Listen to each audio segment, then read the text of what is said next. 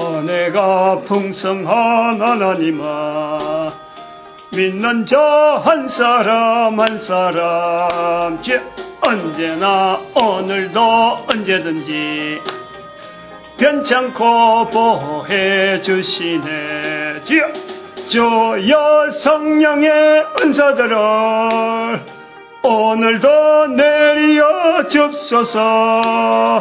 성령의 뜨거운 불길로서 오늘도 충만케 합소서. 아멘. 하나님 말씀 요한복음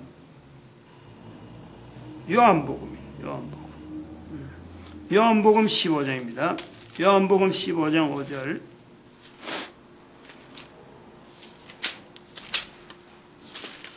요한복음 15장 5절 말씀 한 절.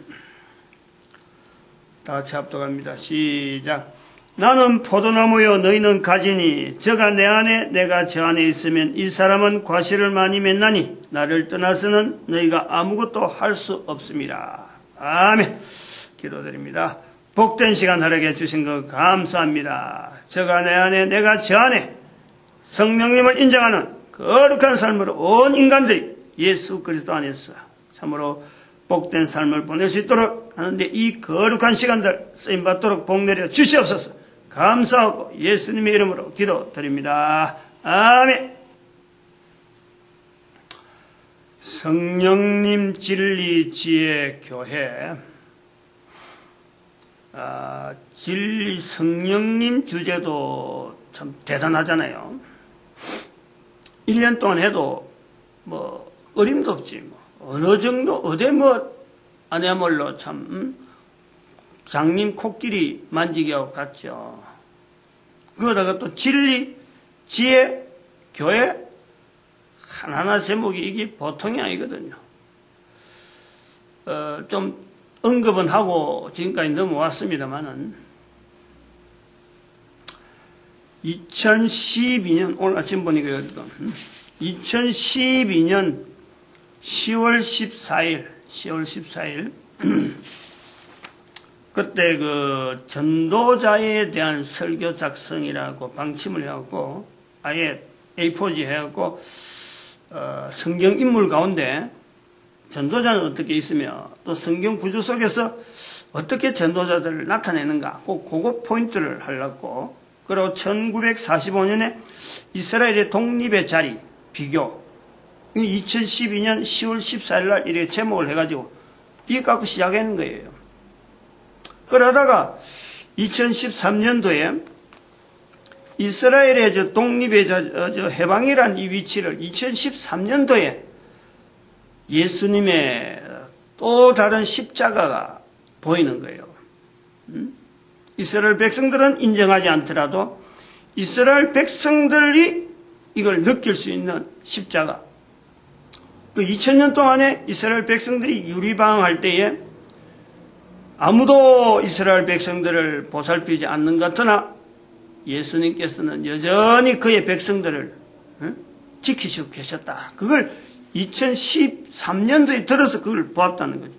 그 2012년에 이 일을 2012년 10월 14일 주일에 이걸 가지고 설교를 계속해 나가는 중에 2013년에 이래서 그걸 보게 된 거예요. 그리고 2014년 들어오면서 그래서 그 2013년을 가지고 2012년부터 시작된 그 설교를 하다가 그랬으니까 2012년을 잘라가지고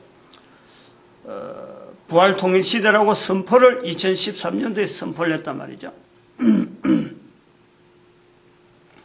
2013년도에 부활통일시대라고 선포한 배경에는 그러니까 이 2012년 10월 달부터 시작된 이 설교 속에서 이스라엘 성경에 남겨진 시대를 아브라함, 이삭, 야곱 이렇게 하면서 시대를 다윗까지 아브라함부터 다윗까지를 언땅 언약자 시대다 그렇게 보자는 거예요. 주창을 낸 거지 이렇게 내세운 거예요. 어디 그 주석에 보고 이런 게 아니라 그냥 혼자서 감동되는 대로 그래 외친 거지. 다윗부터 신약 성경 끝나는 시대까지를 언국 언약교 그 500년, 1000년이죠. 1000년. 그 다음에 성경이 신약 성경 끝나는 시대부터 2012년까지를 언사 언약회 시대를 두는 거예요. 1000년, 2000년. 그래가지고 2012년부터를 부활통일 시대라 선포를 한 거 아닙니까? 부활통일 시대를 선포하면서 이제 2014년 설교를 해야 되는데 부활통일 시대를 선포를 하면서 2013년도에 부활통일 시대는 뭐가 특징이냐? 성령님을 인정하는 것이 특징이다. 예수님께서 성령님 인정해라고 마태복음의 12장에 간곡히 명령, 아주 엄명이지 엄명. 그런데도 예수님 오시고 지금까지 2000년 동안에 언사 언약의 과정을 보면은 성령님을 인정하지 않더라는 거예요. 성령님을. 그러면은 부활통일 시대는 성령님을 인정하는 시대로 우리가 보자 하고 주창을 했는데 이제 2013년 보내면서 2014년을 맞이할 때 그러면 성령님을 어떻게 나타낼 것인가? 여기 대해서 지금까지 주장을 이제 어디 표현된 것이 없으니까 부활통일 시대는 성령님을 1년 어떻게 나타내야 되는가 하는 것을 1년 동안 한번 선포를 해봐야 되겠다. 단순한 감동이죠. 그건 성령님에 대해서 내가 자료가 있었던 게 아니라 어떻게 표현하면 된다. 있던 게 아니라 그냥 한 주 인도되는 대로 선포를 해야지 하고 그래 온 거예요. 지금 51째 주 지금 들어가는 거예요. 다음 주 되면 이제 52째 주 끝나는 거예요. 그래서 지금까지 창세기 48장에서 시작해갖고 요셉에서 시작해서 2014년을 시작을 했는데 2014년 두 번째 주에 들어가고 요셉에 대해서 한 번 더 하자 이래갖고 창세기 41장을 지난주까지 했던 본문 거의 한 49번 한 거 아니야? 49번. 지난주까지 했으니까 둘째 주부터 시작해서 지난주까지 했으니까 똑같은 본문에 하고 성령님 진리 지혜 교회라 하는 제목으로 쭉 외웠단 말이죠. 오늘도 사실은 그 제목과 하려고 그랬어요. 내가 별다른 제목 준비 안 됐으니까. 그런데 이제 오늘하고 다음 주 마지막인데 본문을 감동을 주는 거예요. 이 본문과 해야 되지 않느냐 하는 거예요. 즉 다음 주 되면 이제 마지막인데 지금까지 왔던 것에 어떤 정리를 해야 되는데 어떻게 정리를 할 것인가 하는 어떤 요소가 있단 말이에요. 나는 인도만 되지 하고는 그냥 창세기 41장에 머물러 했는데 오늘 본문이 주어졌고 다음 주도 본문이 주어졌어요. 오늘은 예수님의 말씀, 예수님께서 말씀하신 이 말씀, 성령님 진리 지혜 교회 그 내용은 결국 예수님 말씀 마태복음 12장에 나타난 그 예수님의 말씀을 하나의 맥으로 어떤 통로의 줄기를 잡고 그걸 잡고 이제 했는데 오늘은 마지막을 하면서 본문 자체를 예수님의 말씀 자체에다가 본문을 잡고 다음 주는 바울의 표현에서 본문을 잡으려고 준비를 해놨어요. 본문만 준비되어 있어요. 오늘 본문에요 15장 5절이잖아요. 15장 5절 요한복음 15장 5절 여기에서 성령님 진리 지혜 교회 표현되어지는 이 내용 그럼 성령님을 예수님은 도대체 어떤 내용을 갖고 표현하려고 하고 있느냐 하는 거예요. 그건 예수님이 표현한다고 해서 예수님에게만 되는 게 아니라 예수님에게 표현되는 것이 또 우리 모든 인간들에게 다 적용이 되는 그 내용으로 우리가 보는 거예요. 예수님이니까 누구든지 예수님이 참 아버지를 인정하는 거나 성령님을 인정하는 거나 그건 너무 쉽지 않느냐. 그렇게 봐버리면 의미가 없는 거예요.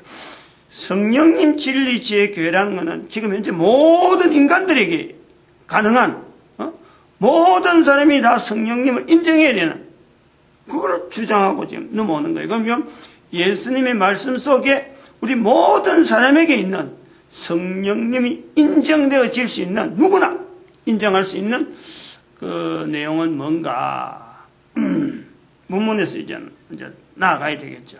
이제 중요한 것은 오늘 본문에서 중요한 것은 뭐냐니까 마지막 부분에 있는 나는 포도나무에 너희는 가지니 저가 내 안에 내가 저 안에 있으면 이 사람은 과실을 많이 맺나니 나를 떠나서는 너희가 아무것도 할 수 없다. 나를 떠나서는 너희가 아무것도 할 수 없다. 과실을 많이 맺는데 우리가 지금 다 과실을 맺으려고 살아가는 거 아니에요? 응? 나름대로 전부 다 어느 누구든지 다 자기 인생을 거쳐서 인생을 마지막으로 정리를 할 때에 자기가 남겨놓은 어떤 그 자체가 과실이 되길 바라지 그 아무도 쓸데없고 정말 좀 허황한 인생을 보냈다. 이렇게 살아간 사람은 아무도 없거든. 그래서 과실을 맺게 되어지는데 누구나 과실을 맺을 수 있는데 나를 떠나서는 아무것도 할 수 없다. 나를 떠나서는. 그래서 지금 이게 우리가 지금 인류 시대가 쭉 보면은 예수님을 떠나 있는 거 아니야. 응? 인류가 가면 갈수록 인류사가 진행되면 진행될수록 예수님을 떠나는 쪽이지 지금 인류 시대를 보면서 예수님께 가까이 가는 건 아니라는 거야. 2012년에서 볼 때 은사 언약회가 시작되는 예수님 시대, 예수님이 계셨던 것을 보면 그때는 완전히 예수님이 같이 있는 거 아니에요. 같이 있으면서 어째 여기에 기록이 남는 거 아니에요. 그럼 그때부터 지금 시간까지 모든 인간들이 성령님을 인정했더라면 더욱더 예수님과 가까워지는 그게 모든 사람이 자기 개인의 삶을 통해서 충실하게 내가 살아온 것은 분명한 참 열매를 남겼다 라고 살아갈 수 있었는데 2000년 동안의 역사, 인류 역사를 보면은 개인이 누구나 마지막 시간을 맞이하지만은 마지막에 남겨진 내용들은 모든 인간들이 내가 열매를 많이 남겼다 쪽으로 남아있느냐 아무것도 잡은 것이 그냥 넘어가는 쪽으로 남아있느냐 할 때는 우리 지금 주변에서 죽어가는 사람 보면 분명히 알아요. 어느 누가 한 사람이 죽음에 대해서 자기 인생을 마지막으로 정리하면서 그래 나는 열매를 많이 맺었다 라고 하는 사람으로 소식이 들리느냐. 죽어가는 사람, 자기 인생을 정리하는 사람 열매를 갖고 분명히 나타내야 되는데 그렇게 평생 동안 열심히 애를 쓰고 열매 남기려고 애를 썼는데 정작 마지막 시간에는 그런 소식들이 안 들리는 거예요. 그러면은 예수님 시대부터 지금까지는 나를 떠나서는 너희가 아무것도 할 수 없다, 할 수 없는 쪽으로 왔다는 거 아니에요. 지금까지 그걸 이야기한 거예요. 성령님을 인정하면 성령님을 인정하라. 예수님의 명령 자체에서 그 명령을 받았더라면 그 명령에서 참 모든 인류사회가 지향을 했더라면 교육이라든지 전쟁이라든지 지금 저거는 있잖아요. 여기. 목사가 되어지는 거, 가족들 운동하고 국가, 법 이런 여러 가지 요소들이 어떤 분명한 열매가 있다네. 열매가. 지금은 그 열매가 없단 말이야. 자기가 예를 들어서 목사라고 하는 이 제도 자체가 예수님 시대부터 지금까지 넘어온 제도냐, 개신교라는 것이 예수님부터 지금까지 넘어온 제도냐, 법이라든지 뭐 여성 해방운동이라든지 뭐 노동 문제라든지 사회가 가지고 있는 수많은 문제들이 예수님 시대부터 되었던 문제를 가지고 웅크리고 있다가 그것 갖고 막 씨름하던 많은 사람들이 지금에 와서 다 이루었다. 우리는 큰 열매를 가졌다. 그때부터 우리가 준비해가지고 참 예수님 중심으로 해갖고 이렇게 해보니까 이런 걸 가졌다. 라고 하는 것이 이 땅에서 어느 거 있느냐. 아무것도 없어요. 아무것도 없어요. 예수님의 이름에 걸고 예수님을 가까이 한 적 우리 인류는 이런 것을 분명히 열매를 얻었다 할 것이 아무것도 없어요. 분명한 이야기죠. 예수님 이름에 걸맞게 과연 예수님을 의지하고 인류 전체가 2000년 동안 이걸 갖고 싸웠는데 과연 우리는 예수님 말씀만 따라 아무 열매를 얻었다라고 한다면은요, 지금 부활통일시대라고 하는 이런 선포 자체도 사실 안 맞지. 안 하니까 그 자리를 가야 되는 거야. 그 자리를 가려는 그 자리를 이제부터 폴딩 접어서 예수님께서 말씀하신 나를 떠나서는 아무것도 할 수 없다 하는 그 말씀에 예수님의 자리까지, 예수님이 있는 자리까지를 가려가는 게 폴딩한다네. 폴딩. 거기 2012년 10월 14일 이후로 오늘 이야기가 아니에요. 폴딩한다는 것은 부활통일시대를 이야기하면서 계속 인류가 가는 방향이 아니고 이제부터 인류는 역사를 접는다. 뭐 이런 내용을 갖고 내가 뭐 미리 준비한 것도 아니고 그때 폴딩이라고 그랬어요. 폴딩이라는 것도 뭐 사람들이 잘 아는 거 있잖아요. 핸드폰, 이 폴더 형태. 접었다 하는 거 아니에요. 폴더. 접는 거 아니에요. FOLD, 폴딩. ING 들어가면 폴딩이지.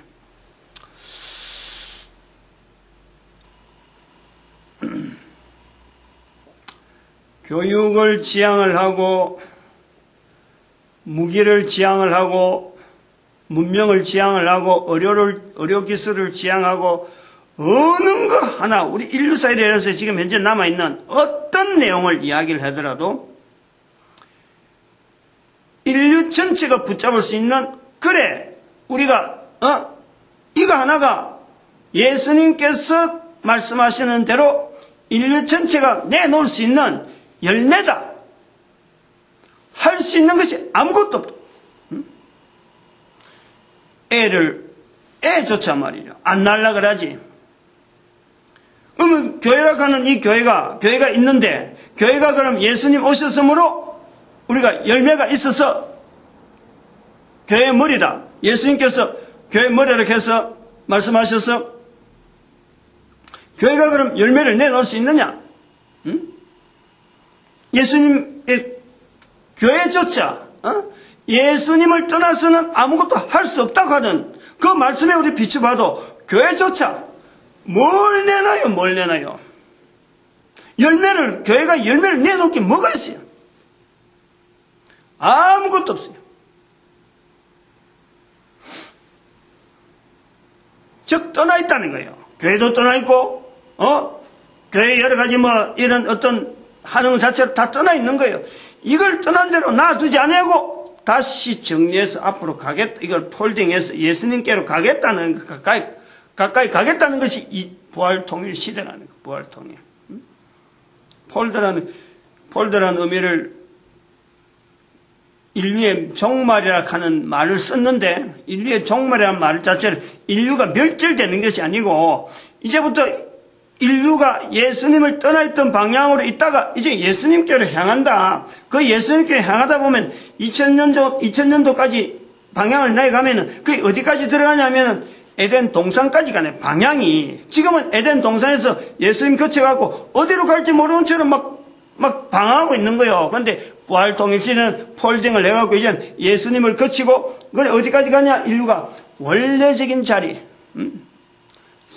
선악을 알게 한 나무의 실과를 먹지 말라 하는 그 자리를 지향하는 에덴 동산 안으로 들어가는 거예요.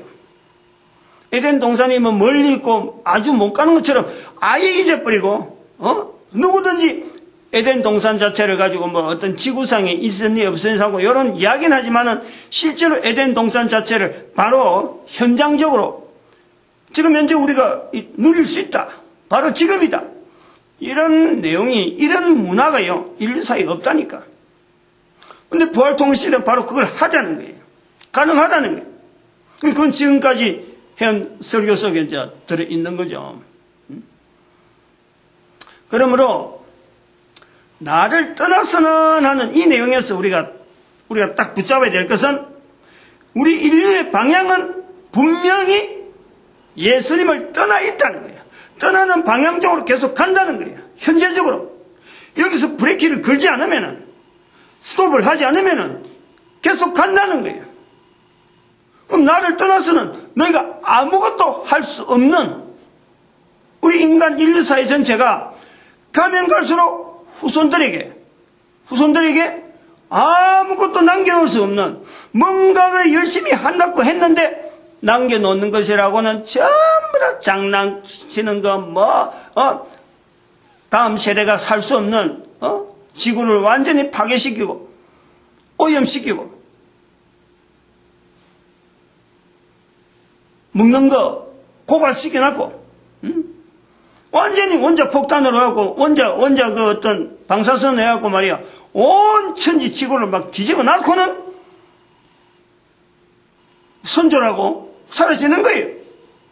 아니, 이게 눈에 안 보여요? 내가 지금 열심히 산다카는 그 사는 것 자체가 내 후손들이 살게 만드는 거예요. 우리가 지금 죽으려고, 후손을 죽이려고 지금 우리가 존재하고 있는 거예요. 이거 분명히 우리가 따져봐야 돼요. 내 개인은 내 이름과 내 명예와 내 삶의 어떤 목적을 가지고 열매를 남겨서 충분히 사는데 결과적으로 그것이 내 후손들을 죽이는 그런 환경을 우리는 만들어놓고 내가 열매를 얻을 거다 하고는 우리가 달려오고 있다는 거예요. 여기서 치명적인 눈으로 분명히 확인할 수 있는 우리 환경이 바로 교육 환경이 있다. 지금 당장 우리가 느낄 수 있는 걸 갖고 이야기한 거예요. 그리고 제가 그 교육 안에 있는 논리적인 언어, 그 다음에 수리적인 언어, 그 두 개를 갖고 분명히 이야기해도 이거 자체 둘 다 지금 몰락이다. 수리적인 언어를 갖고 참 지금까지 과학 문명이 발달한다 오지만은 수리 언어 자체가 가지고 있는 한계성, 그 한계성이 뭐예요? 더 이상 나가지 못하는 거예요. 왜 못 나가느냐? 수리적인 언어의 단점은 현재적인, 지금 현재 일어나는 상황, 그 상황을 숫자적으로 표현하는 거니까 그 숫자적으로 표현할 수 없는 장래에 있는 앞으로 어떻게 될 것이다. 이런 부분은요, 숫자가 도무지 못 나가는 거예요. 어떻게 그걸 나가겠어? 그러나 인류는 2000년 전에 지금 보면, 2000년 전의 현세를 지금 보면은 과거에 어떻게 될지 모르지만 그 당시에 분명히 미래가 있었다는 거예요. 그럼 지금에도 현재 지금 있는 우리가 지금 볼 때도 지금의 현재에서 당연히 미래가 있는 거예요. 그런데 그거를 우리는 숫자에다가 과학이라든지 문명이라 전부 다 어떻게 해놔놓고 우리를 지금 있는 거예요. 그러니까 그거 자체가 뭐예요? 예수님을 떠나 있는 거예요. 우주 만물을 만드신, 내를 만드신, 내 자체가 인격체고 인격체로 만들어진 이거에 대한 내용은요, 이게 일반화되어 있지 않다니까.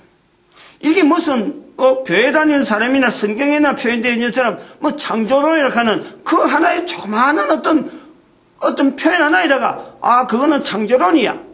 하나의 논리 정도로 치부해버려요. 그게 창조론이 아니고 내가 창조되어진 내 삶, 내 자체에서 그것이 그대로 드러나야 되는데 그런 표현이 없다는 거예요. 그게 우리 인류 문화는 남겨진 게 없어요. 열매가 없다는 말이에요. 우리 인류 전체가 열매가 없다는 거예요. 예수님께서 말씀하시는 나를 떠나서는 너희가 아무것도 할 수 없다. 1945년에 이스라엘의 회복을 이야기했지만은 이스라엘이 1945년 되기 전에 2000년 동안 적어도 유리걸식하고 나라 없는 국민으로서 서름받고 수많은 사람들이 홀로코스트 당하고 그리고 고난을 고통을 당하고 있는데 그렇다고 해서 이스라엘 백성들이 가나안 땅을 회복하는 자체가 열매냐? 그것도 열매라고 볼 수 없는 것이 바로 예수님께서 때가 되었으므로 하나님께서 때가 되었으므로 이스라엘 백성들을 보여줘서 이스라엘 백성들의 역사를 보여주므로 온 인류가 보고 이제 하나님의 때가 되었구나. 이제는 더 이상 인류의 문화가 이제 이런 방향으로 가는 방향으로 가면 안 되고 이제는 폴딩을 해야 되는구나. 요거 증거하기 위해서 저 같은 사람 눈에 보이고 귀로 듣고 확인해서 지금은 이제부터는 나가면 때가 안 되는구나. 요걸 깨달으라고 한 거지. 그것이 이스라엘 자체도 자기들이 노력해갖고 우리가 가나안 땅에 가기 위해서 2000년 동안 우리가 준비했다. 이것 한 건 아니란 말이야. 자기들이 열매가 아니라 왜 이스라엘이 열매를 볼 수 없느냐? 이스라엘 백성들이 열매를 볼 수 없느냐? 2000년 전에 예수님을 십자가에 못 박았어요. 예수님을 떠났기 때문에. 얻었다고 하는 것 자체가 열매가 될 수 없는 것은 예수님께서 주시는 열매는 평안이에요. 평안. 전쟁하는 자에게 원수를 사랑하라. 무기를 들고 공격하는 자에게 원수를 사랑하라. 그건데 지금 중동은 봐봐요. 자기들은 하나님이 주신 땅이라고 붙잡고 있지만은 정작 하나님께서 예수님께서는 그 이름을 허락하지 않는 거예요. 그 이름을 허락하지 않는 표시가 뭐냐? 전쟁이란다. 전쟁이. 이스라엘, 대한민국, 전쟁. 한반도에 하나님께서 주시는 어마어마한 사역. 온 인류로 하여금 이 전쟁으로 되어 있는 이 인류 사회를, 전쟁으로 되어 있는 이 인류 사회를 한반도, 대한민국으로 하여금 오래전부터 홍익인간이라는 이 말씀을 주셔가지고 이 말씀을 붙잡고 있는 이 대한민국이 지금 전쟁 상황이 되어 있잖아요. 전쟁 상황. 땅굴을 파고 12월 달에 전쟁이 터지니 안 터지니 그걸 지금 넘어가고 있는 거예요. 그래서 하는 몇몇 사람들이 우리나라 전쟁이 일난다, 12월 전에 전쟁이 일난다 하고 있는 거예요. 전쟁이 일어날 수 있겠지. 그러나 전쟁 자체가 우리 한반도가 다른 민족한테 나타낼 내용이 아니라니까. 전쟁을 통해서 나타난 하나님의 섭리를 통해서 온 인류 앞에 우리는 하나님이 주시는 평안을 나타낼 민족. 이스라엘 백성들은 더 이상 안 된다. 그게 이스라엘 백성들 1945년 이후로 우리한테 주어졌느냐? 그게 아니라는. 그런 아니라는 것, 그 증거가 1945년 이후로 이스라엘 회복이 되어져서 우리 민족에게 어떤 그 평화를 나타내는 사명으로 있는 국가로 알려진 게 아니라는 것이 바로 홍익인간이라는 단어가 언제부터 있었느냐? 선조로부터 내려오는 우리 그러면 연대를 알 수 없는, 누구든지 찾아낼 수 없는, 찾으려고 애도 안 쓰고 이제 앞으로 애 쓰는 사람이 있겠지만 적어도 오래전부터 우리 적어도 민족이라 하는 이 단위, 이 한반도로 가는 이 단위에 살고 있는 사람은 홍익인간이라는 말을 모르는 사람이 없는 거예요. 근데 그것이 어디서 나왔고 도대체 뭘 해라는 건지는 지금까지 몰랐던 거예요. 근데 그걸 지금 알려주는 거예요. 그거 하라는 거예요. 부활통일시대라 하는 이 선포 자체가 바로 그걸 근거를 하고 있다니까. 대한민국의 목사한테서 이 말이 나왔다는 자체가 그 말을 근거로 하고 있는 거예요. 그런 말씀이 있었기 때문에 우리에게는 1919년에 있었던 3.1 독립운동이라고 하는 전 세계 전에도 없었고 지금도 없고 앞으로도 없을 어마어마한 비무장 저항운동. 인도가 한다고 했지만은 결국 인도는 뭐예요?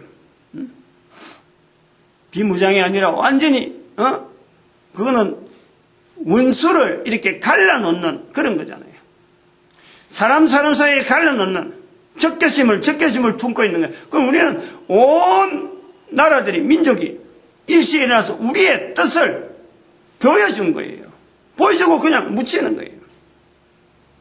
그러나 그 정신 자체가요, 그렇게 운동을 일으키는 일시에 온 인구들이 다 일러가지고, 모든 민족이 다 일러가지고 저항을 했던 그 운동, 3천만이 일본까지 미국까지 흩어져 있는 수많은 외국에 있는 동포까지 다 그 운동에 동참했다고 그랬으니까 인류 전체를 들썩이는 그 운동을 우리 지금 한반도에 있는 사람들이 도대체 어떤 거기에다가 말이에요, 이슈를 갖다 댈 수 없는 것은 안 되는, 지금 현재 있는 자기 입장들 때문에 그런 거예요.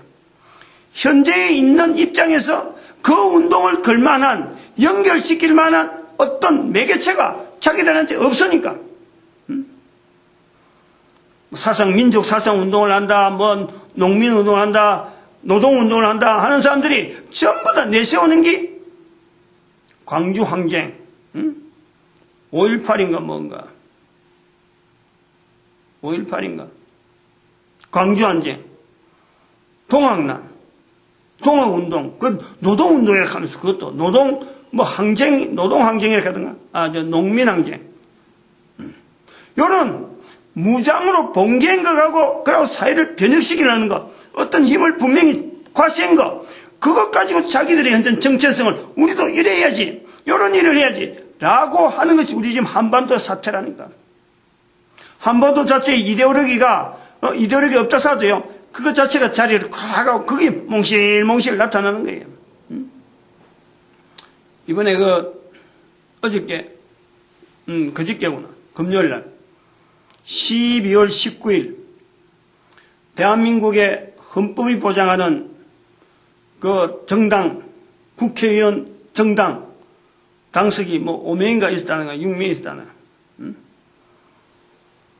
그 통진당 해체 선언이 헌법재판소에서 판결이 난 거예요. 이석기 의원 내란 성동 사건하고 연결돼 가지고 당 전체에 대해서 법무부에서 신청을 해갖고 해산 신청을 해서 이번에 결정이 난 거예요. 9명, 대법관 9명이 합의제로 나가는 그 판결문에 1명, 대법관 한 사람만 해서는 안 된다 하고 표현했고, 나머지 8명이 전부 다 찬동했다. 8대1로.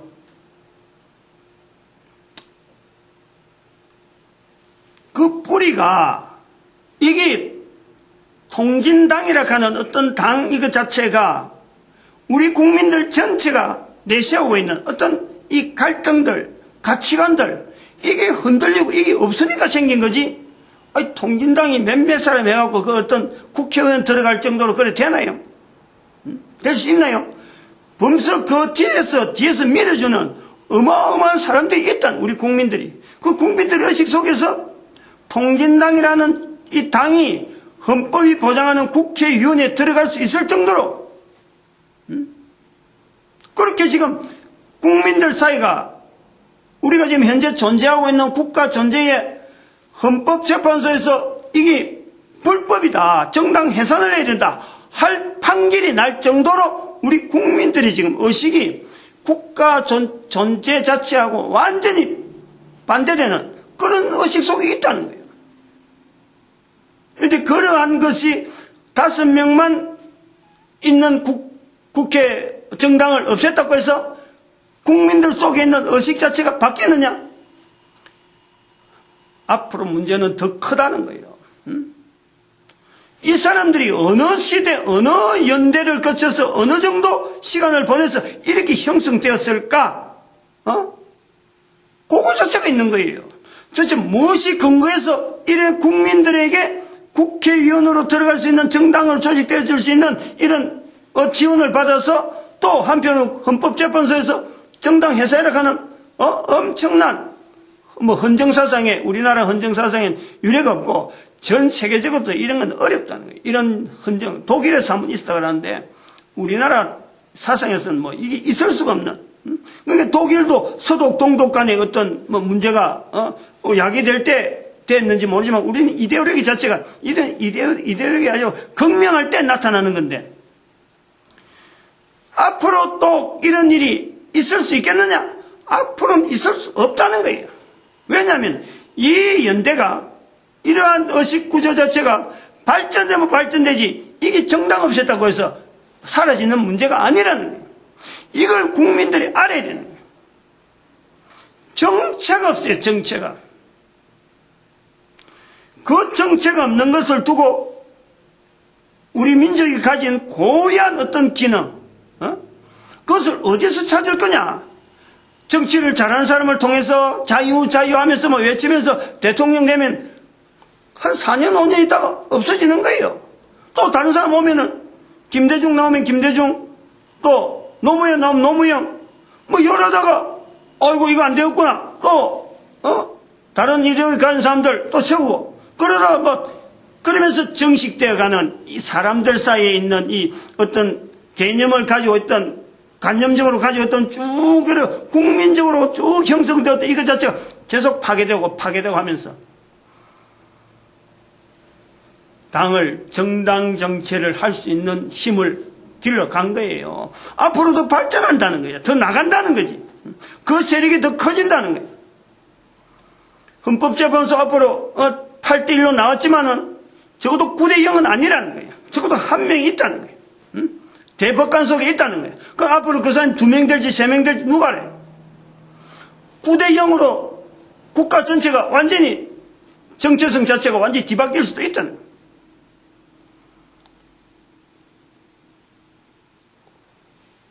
예수님 말씀하신 나를 떠나서 너희가 아무도 할 수 없다, 아무것도 할 수 없다. 이게 나무 이야기가 절대 아니라 나무 이야기야. 기준이었기 때문에 기준이 도대체 누구 때문에 국가가 형성이 되고 무엇을 하기 위해서 국가가 유지돼야 되고 온 국민들이 지향을 해야 되냐. 이것 자체를요. 어느 국가 어느 국민들 지금 현재 그 인류사에서 존재하고 있는 국가 단위로 볼 때 어느 국가가 우리는 이렇다 라고 해서 예수님께서 말씀하신 여기에 우리가 하고 내세울 만한 국가가 아무도 없다. 그래서 모든 인류가 다 떠나 있다라는 거예요. 그거를 이제 지향을 하자는 거예요. 지향을. 예수님 말씀하신 대로 예수님을 떠나서는 아무것도 할 수 없는 개인은 개인대로 국가는 국가대로 어느 단체는 이런 가치관을 형성하는데 우리가 이 방향을 돌리자. 그럼 나를 떠나서는 할 수 없다.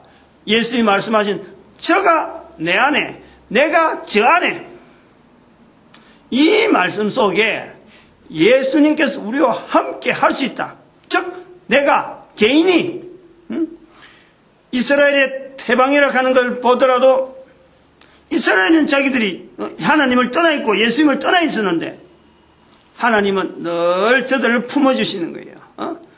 저들이 해방이라 하는 회복이라 하는 그 사건을 만나서 모든 인류 가운데 이스라엘 백성들의 회복되어지는 모습을 보이기 시작하는 완성은 아니라는 거예요. 마찬가지로 우리가 예수님이 말씀하신 대로 성령님을 인정하면 입에서 예수 이름이 자꾸 나오는 이런 환경이 되어지면은 바로 그것이 성령님이 내가 인정하는 거고 성령님으로 더불어서 내가 나타나는 건데 예수님이 말씀한 대로 저가 내 안에 내가 저 안에 함께하는 사건이 되어진다는 거예요. 누가 어려워서 뭔가 큰 준비를 해야 돼서 이러는 일이 아니에요. 입에서 예수님의 이름을 다른 사람 앞에 자꾸 알리는 거예요. 자꾸 말하는 거예요. 입에서 천국을 이야기하는 거예요. 에덴 동산이 멀리 있는 게 아니라 바로 입에 있는 거예요. 입에. 천국이 멀리 있는 게 아니라 바로 입에 있는 거예요.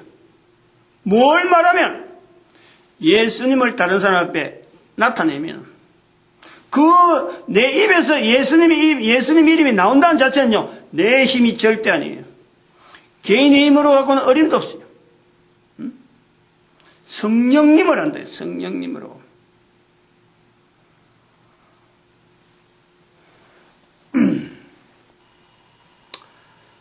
설명을 좀 너무 과하게 한 것 같은데, 너무 뭐 감을 처음부터 뭐 소리로 콱콱 질러 같은데, 이 지도가 인류역사도인데, 인류역사도고 여기 2014년 8월 2일 날 제작되어 있다고요. 적어놨습니다. 하도 내가 제가 일주일 만에 잠깐 만들었지만 내가 만들어놔도 참 너무 귀하다. 내가 만들었지만은 잠깐 해갖고 생각해서 만들었는데 내가 해도 이거 너무 귀하다 해서 내가 이거 천으로 이걸 만들었고 그걸 8월 1일 날 제작을 했다 이렇게 되어 있네. 종이는 한 주 전에 종이를 했는데 이 개념이요 대단히 대단히 중요하다는 거예요. 설명은 그래요. 정규분포라고 하는 그 분포, 정규분포에 대한 개념을 두고 있으면 거꾸로 했다는 거 아니에요? 그리고 그 정규분포니까 아벨 이후로 인류가 전체가 다 멸망을 해가고 노홍수로 해서 멸망이 되어지는데 이게 정규분포라고 하는 이 개념이 있단 말이에요. 그러면 여기에 대한 대칭대칭이 나올 거 아니에요. 멸망으로 되어진 것에서 다시 돌아오는 이 개념이 있어요. 요렇게 갔다가 다시 오는 것이 이게 정규분포거든. 그 정규분포 개념이 있다는 거예요. 요렇게 와고 끝하는 게 아니라는 거예요. 그거를 그때 잡아놓은 거 아니에요. 2012년도의 개념을 그래 잡아놓은 거예요. 그래서 이렇게 되어져서 저쪽하고 이쪽하고 붙여보면은 정규분포가 나오는 거예요. 그 그림이 나온단 말이에요. 그럼 지금 현재 2012년을 인류의 종말로 본 선포한 의미가 여기 찾는 거지. 이 그림에서 나타난다는 거지. 왜 이 적용으로 됐느냐? 왜 이 정규분포를 통해서 이 마지막 극점에 2012년을 보느냐? 어떻게 해서 이게 왔느냐? 요 내용이 있는 거예요. 그러면 이제 또 노홍수를 통해서 여기서 구원돼가지고 모든 사람들이 시작을 했는데 여기서부터 사실은 하나님의 섭리는 이쪽으로 가기를 바라는 거지. 이쪽으로 나가서 이쪽으로 나가기 위해서 구원식 해놨는데 바벨탑 사건 자체가 계기가 돼가지고 전쟁을 해서 갈라고 사람을 모아고 노예로 만들고 하는 이런 문화가 생기면서 이제는 인류가 다시 또 이렇게 또 저기서 지나온 인류를 볼 때 그렇다는 게 이렇게 해서 아주 극으로 마지막 종말로 또 하나의 종말로 지향을 하는데 지향을 할 수밖에 없는 방향으로 가는데 하나님은 이스라엘 백성들을 준비해놨다는 얘기야. 아브라함을 준비해서 아브라함을 통해서 나타난 이스라엘 백성들이 하나님 앞에 계속 훈련받는 그 어떤 장치 그것 자체가 인류 전체가 종말로 향하는 이 시점에서 이런 방향에서 이스라엘 백성들을 통해서 인류가 땡겨질 수 있도록 멸망으로 가지 않는 방향으로 가도록 하나님은 이스라엘 백성들을 훈련시키고 가고 있었다라는 거예요. 그것을 우리가 어떻게 아느냐? 성경에 있으니까 안다는 거지. 성경의 기록을 통해서 그런 것을 우리가 추정을 하고 인류의 방향 나는 것은 멸망으로 가는데 하나님은 왜 이스라엘 백성들을 훈련시켰을까? 바로 이 멸망으로 가는 인류 종국적으로 인류는 자꾸 멸망으로 가는 거예요. 잘하려고 잘하는데 한데도 불구하고 멸망으로 간단 말이에요. 그거를 모르니까 이 사람들이 그걸 모르니까 하나님께서는 이스라엘 백성들을 훈련시켜서 인류로 하여금 멸망당하지 않는 쪽으로 땡기는 거예요. 땡기는 작업을 한다는 거예요. 이렇게 땡기는 거예요. 그래서 인류가 극점에 더 이상 놔두면 이제 인류가 완전히 붕괴될 시점에 옷을 뜰 적에 예수님이 오셨다는 거예요. 예수님이 오셔서 요 그림을 쫙 당기는 거지. 쫙 당기고 또 한 번 더 여기서 한 번 당겼다가 여기서 와놨다가 또 당기는 거예요. 그래서 예수님 오셔서 이스라엘 백성들을 통해서 이렇게 쭉 방향 정규분포잖아요.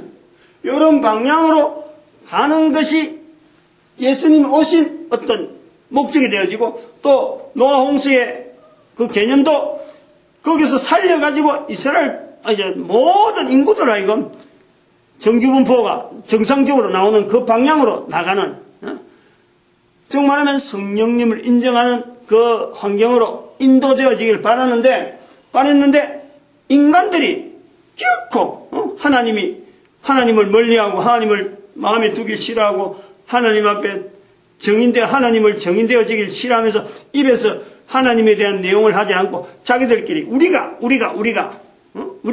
탑을 쌓아서 우리가 흩어짐을 면하자 하는 인간 우리의 능력 우리의 위치 요것만 내세우다가 인간이 결국은 이렇게 간다는 거지.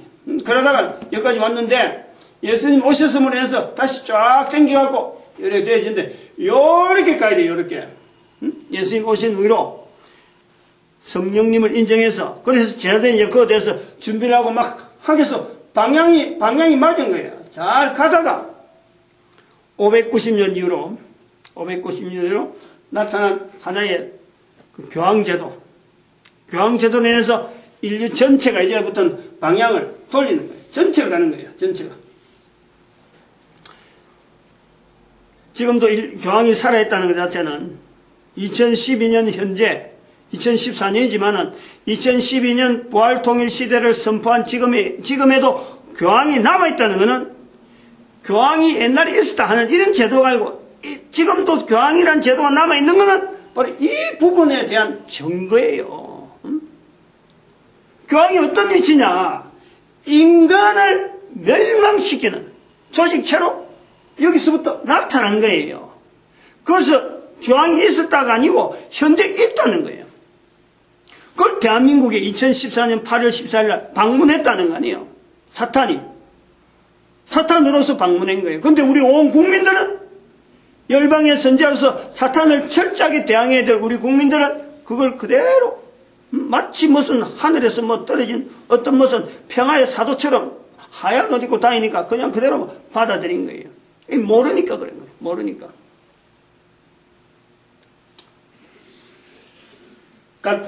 요렇게 여기서 갔기 때문에 요 방향으로 갔기 때문에 지금 이 그림 아까 저서 대칭되었던 요 그림에서 부활통일 시대를 가는 이 시대하고 여기서 그림이 딱 마주친다는 거지. 교황제도가 나오지 않았더라면 인간들은 계속해서 발전돼서 사실은 2012년 지금쯤 되면은 아마 사탄이 어떤 멸망과 더불어서 사탄하고 전쟁을 해가지고 휴거 2단계에 들어갈 수 있는 그런 사건이 되지 않을까 보는 거예요. 이스라엘도 저렇게 회복될 만한 이유가 없는 거지. 이스라엘은 그대로 국가 자체를 회복해서 그냥 옛날에 살아오던 대로 살아가면은 전쟁 안 하고 그냥 이웃들과 어울리는 그 환경이 되는 거예요. 괜히 교황 때문에 1096년에 일어났던 전쟁 그걸 인해서 성죄라고 외쳐가지고 이슬람하고 완전히 적으로 만들어놨잖아요. 교황이 들어서 적을 만들어놨지 이스라엘이 날 없는 백성들이 언제 이슬람 세력하고 전쟁을 해갖고 그거는 엉터리도 우리가 지금 엄청나게 지금 착각을 하고 있는 거예요. 조작이 돼도 한참 조작이 돼가지고 이스라엘하고 이슬람하고 마치 제 원수처럼 만들어낸 거지. 교황 자체의 책임을 싹 빼버리니까 그렇게 만들 수밖에 없는 거야. 여론 정치, 세계사, 인류사 조작하는 거는 전체가 다 교황에 통해서 나온 거예요. 이걸 우리 대한민국 다른 국가들은, 다른 국민들은 예사로 넘기게 돼요. 그런데 우리 한반도는 바로 이걸 붙잡아야 돼요. 그래서 2014년 8월 14일 날 교황의 방문회를 계기해서 바로 열방의 선지자로서 이제는 공식 등극하는 그 선포를 한 거죠. 아무도 알아듣는 사람도 없고 지금은 그래요. 그런데 자료가 남아있으니까 그 당시에 2014년 8월 달쯤 돼서 아마 요거 설교를 그때 좀 하다가 원래 그거 하려고 만드는 건 아닌데 교황이 방문이 있어갖고 패턴을 좀 바꾼 그런 의미에서 선포한 날이 있을 거예요. 그 설교를 들어보면 8월 14일 날 8월 15일이 아마 주일인가 8월 14일이 토요일인가 금요일인가 그랬고 8월 16일이 주일인지 모르겠어요. 8월 2일 날 토요일인가 그러면 14일 날 되면 16일. 응? 그러면 17일이 주일일 수도 있고 그래야 돼요. 한번 연구를 좀 해봐야 되고 왜 그럼 부활통일 시대에 이 시대의 기능이 천년이라는 기능이 어떻게 있느냐. 그거는 창세기 계시록 20장 2절에 있는 사탄의 그 권세를 지금 제어하는 감옥에 들어가는 그 말씀을 의지해서 사탄이 정체를 드러낸 이것 자체가 우리는 볼 때 사탄이 정체를 드러내서 지 마음대로 하게 하는 것처럼 보이지만은 하나님에 의해서 사탄의 권세가 감옥에 들어있는 시대로서 자기를 숨길 수 있는 능력이 있는데 인간에게는 지금까지 전혀 드러내지 않고도 그냥 인간의 역사가 나쁜 쪽으로 하나님을 멀리한 쪽으로 갈 수밖에 없도록 만들어놨는데 이제는 하나님의 능력에서 천년, 왜냐하면 때가 됐으니까 예수님 오실 때가 되니까 하나님께서 천년을 감옥에서 지워연 거예요. 그러니까 자기 정체를 숨길 수가 없어갖고 교황으로 그 사탄의 정체를 이제 드러내는 시대라. 모든 인류들이 교황을 쳐다보면서 사탄이다 하는 분명한 인식이 필요하다는 거예요. 그래서 교황을 통해서 남겨진 수많은 장치들이 천주교가 근본적으로 교황과의 거리를 완전히 단절시키는, 교황은 교황대로 그냥 바티칸 시티 안에서 사탄의 모습으로 지내다가 사섬차츰 그 얼굴을 감추고 능력을 감추고 인류사에서 이제 역사가 교황이라는 말 자체를 쓰지 않는 시대가 오겠지. 분명히 올 거예요. 와야 되고. 이런 시대를 갈 때 쭉 보면은, 좀 우리가 정리를, 예수님께서 나를 떠나서는 너희가 아무것도 할 수 없다 하는 이 말씀에 우리가 정리를 해야 되는 것이 뭐냐면은, 인류가 지금까지 쭉 걸어오는 이 내용을 보면은, 집을 새로 짓는다든지, 댐을 만들어서 또 저수지를 해서 농사를 짓는다든지, 많은 이런 발전되어지는 이런 여러 가지 내용들, 그걸 쭉 지나고 보면 서로가 옛날에는 가족 단위, 자기들끼리만 있다가, 그리고 이웃에 대한 접근, 전쟁을 통해서 종족끼리 전쟁, 그래 종족끼리 좀 합쳐갖고 국가끼리 합치고 국가끼리 또 전쟁, 그러다가 자꾸 영역이 커지면서 제국이라는, 로마 제국, 바벨론 제국, 이렇게 제국이라는 말이 쭉 나오면서 신성 로마 제국, 대영 제국, 프랑스 제국, 이런 제국이라는 말을 쓰는 거예요. 일본도 제국이라 이런 말 쓰면서 세계 대전이 막 나오는 거예요. 이제 세계 대전이 막 각 나라 했는데 온 세계가 막 전쟁으로 막 들끓던 그 1차 대전, 2차 대전. 그러면서 다른 나라와 다른 나라가 멀리 떨어져 있던 이런 나라들이 원자 폭탄 제재를 통해서 IAEA라 하는 걸 통해서 온 나라가 적용되어질 수 있는 그런 제도도 나타나는 거예요. 그러면 제도의 발전, 법의 포용성, 이런 과정이 전체적으로 보면은 모든 인류가 하나 되어 있는, 하나 되어진 것을 인식하는 현재 방향을 우리가 보는 거예요. 방향성이 있다는 거예요. 방향. 흩어져 있던, 바벨탑을 지을 때 그때 모여있던 인구가 흩어져 있던 인구들이 조금씩 어떤 사건들, 어떤 전쟁들, 어떤 이런 계기를 통해서 전체 인류가 글로벌화 되어지는 이런 개념을 우리가 보는 거예요. 그럼 방향 자체, 사람들은 하나님을 떠나려고 하는데, 하나님은 이 사람들을 일정한 방향으로 지금 모든 사람들 하나의 방향으로 지금 인도하고 계시는 그걸 우리가 본다는 거예요. 이게 대단히 중요해요. 이게 인류의 방향, 인류의 역사 이대로 두고 있으면 지금 각 떨어지는 개체로 보면요, 방향이 없어요. 방향을 알 수가 없어요. 미래가 어떻게 되어질지 알 수가 없어요. 그러나 하나님께서 온 인류가 각각 흩어져 있고 각양으로 살고 있는 가운데 시간이 지나고 날짜가 지나면서 이렇게 연륜이 가면서 전쟁도 있고 사고도 있고 여러 가지 있는데 근본적으로는 모든 인류가 서로 통용이 되어지고 언어가 통용되어지죠. 인터넷으로 되어서 서로 글로벌화 되어지죠. 그 다음에는 뭐 통화, 돈 주고받는 거, 교통, 여러 가지를 통해서 서로가 주고받는 인간들이 서로 간에 관계되면서 결혼도 옛날에는 뭐 참 이웃 사람들만 종족 안에서만 결혼하다가 이제 조금 멀리 있는 도시사에 있는 결혼하고 이제는 국가가 떨어서 다른 나라 사람들하고 결혼하게 된 이 인종들의 교류, 그 전반적으로 인간 자체를 서로 확인했는데 현재 지구에서 살고 있는 인구를 서로 옛날에 몰랐는데 어느 날 갑자기 나타나는 이런 인구가 없는 모든 사람이 다 드러난다. 가만히 앉아있고 안방에 앉아있고 텔레비전 보면서 다 보는 거예요.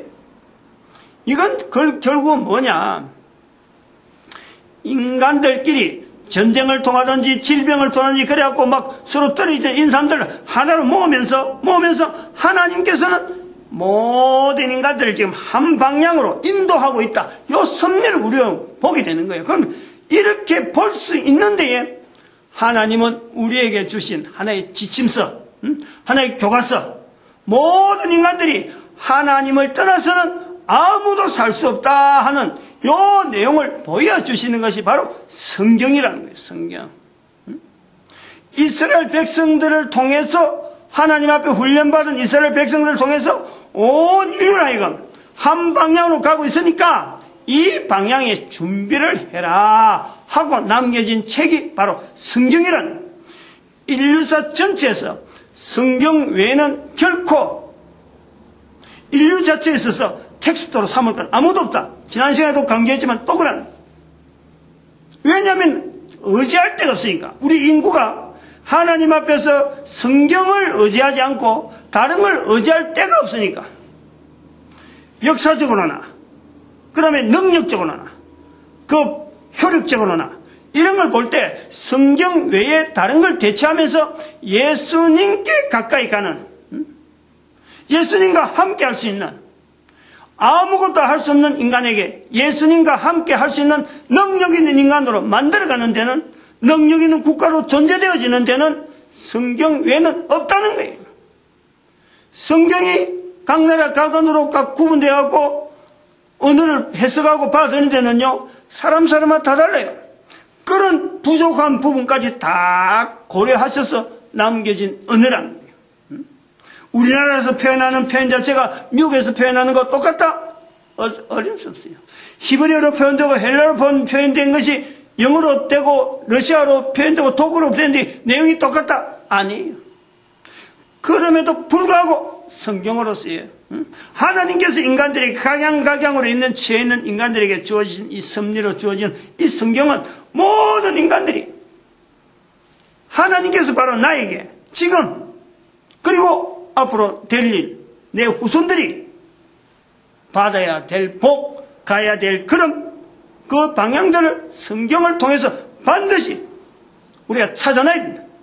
그걸 지향해야 된다.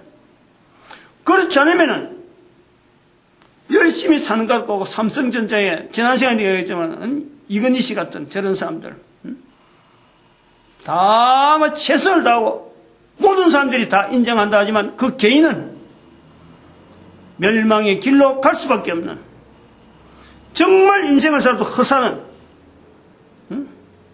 지금이라도 회개할 수 있는 그 기회를 말이죠, 오만 장치로 해갖고 다 차단해놓고 자기 혼자서 괴로운 거예요.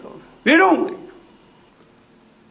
죽을 날에 대해서 분명히 인식이 되어지는데 어느 누가 한 사람 지금 손을 내밀어서 이야기해 줄 수 없는 환경으로 지금 갇혀 있는 거예요. 어느 누가 이렇지 않다는 사람, 이런 결과가 이건희 씨만 해당되느냐? 다 되는 거예요. 열매를 지향해서 이 땅에서 수많은 학자로서, 법률가로서, 정치가로서 할 일도 안 해요.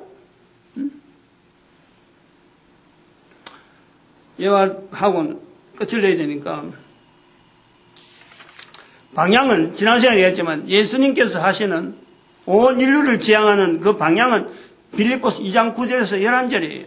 모든 인간들로 하여금 예수 이름 앞에 무릎 꿇게 만드는 것이 바로 인류를 지향하는 그 방향이니까, 이 방향을 알고 가면은요, 어느 누구든지요, 그 인생에 보람이 되어지고, 이런 내용에서 고민하면서 살아가면서 우리가 내 가족들에게, 내 후손들에게 내 후손들이, 내 가족들이 내한테 원수라고 할 정도로 철저하게 하나님이 인도하시는 인류 전체를 위해서 내가 뭘 쓰임받을까?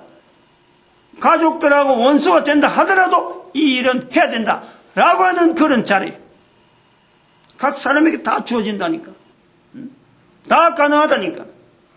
그러면 그러한 것을 지향한 한 사람의 삶을 통해서 나중에 가족들이 결국에는 그 길이 오르니까 자기들도 그 길을 따르는 거예요. 그러다 보면 그 후손들이 그렇게 남긴 부모를 통해서 남겨진 그 자손들이 부모에서 영향을 받아서 결국에는 예수 그리스도 오실 때에 예수 그리스도 앞에서 주라 바라볼 수 있는 그 자손들이 바로 그들을 통해서 나오는 거예요. 그들. 누군가가 분명히 예수님 오실 때도 12제자가 있었듯이 다시 오시는 예수님 앞에 무릎 꿇는 그 자손들 분명히 있는데, 사람이 있는데 누가 되겠어요? 내 자손들이 돼야 되는데 내 자손들, 다른 자손들은 내를 통해서 나타난 자손들이 우선 그 자리에 들어가길 내가 소망해야 된다니까.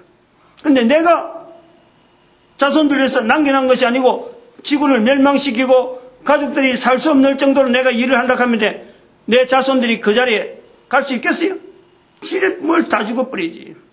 가기에 다 죽어버려. 왜 다 죽는 장치를 하는 것이 바로 선조로 지금 되어 있으니까. 그러므로 지금 현재 문명이라 하는 이런 여러 가지 요소들로 제한을 많이 해야 돼요. 어마어마한 제한을 계속해서 해야 돼요. 왜냐하면 후손들이 죽도록 만들어낸 것이 지금 현재 제도고 여러 장치니까. 자동차라든지 이런 데서 나오는 이 배기가스 안 쓰고 하려고 하면요, 태양열 저런 발전, 태양열 저거 쓰는 걸 해갖고 속도 줄이고, 차량 무게 줄이고, 그래갖고 차츰차츰 제재를 해갖고 다른 나라 사람들에도 차를 쓸 수 있도록 만들어주면서 앞선 사람들은 절제를 해갖고 그거 해갖고 전체 인구가 다 누릴 수 있는 이런 제도로 전체로 발전시켜야 돼. 그래야 우리에게 준 문명이 그래서 필요한 거예요. 그런 거 하라는 거지. 괜히 쓸데없이 달나라 저런데 어른데 로켓 보내갖고 그런데 쓰는 경비 가지고 화성 탐사를 가면서 그런데 쓸 그 경비 가지고 다른 나라 차 없이 있는 사람들은 차를 어쨌든 간에 유지할 수 있는 그런 기술을 그런데 쓰라는 거지. 그런 것을 지향하고 그런 것을 정책을 나타내는 것이 바로 이 한반도가 남겨진 열방의 선지자로서 사역이다. 바로 그런 필요가 있다. 그래서 분명히 또 이야기하기 위해서 하나 내요. 이 이야기는 계속 해야 되기 때문에 지난 금요일 날, 이것도 19일인데 금요일 날 금오산에 갔다 와서 노예 사회부에서 그 어려운 사람들 해마다 성탄절 되기 전에 연탄을 200장씩 했거든. 근데 금년에는 사회부 이제 직원들이 사회부가 3년조, 2년조 이렇게 바뀌면서 정책이 바뀌었던가 봐. 그래서 금년에는 연락이 오기를 쌀 20개를 준다 그랬거든. 그 신청은 세 사람 해놨는데 도착하는데 와서 가져가라는 거죠. 교회에서 형곡동에 있는 서일교회. 전에 있던 정목사님 같으면 안 그랬는데 지금 조목사로 바뀌어가지고 자기 교회 오니까 가져가라는 거예요. 그래서 내가 보통 때는 차를 안 모니까 금요일날 금오산에 갔다 와서 차 몰고 이제 그걸로 가서 보니까 문이 다 잠긴데 복도에 있더라고. 근데 핸드폰이 또 산에서 추고 나니까 배터리가 또 안 돼요.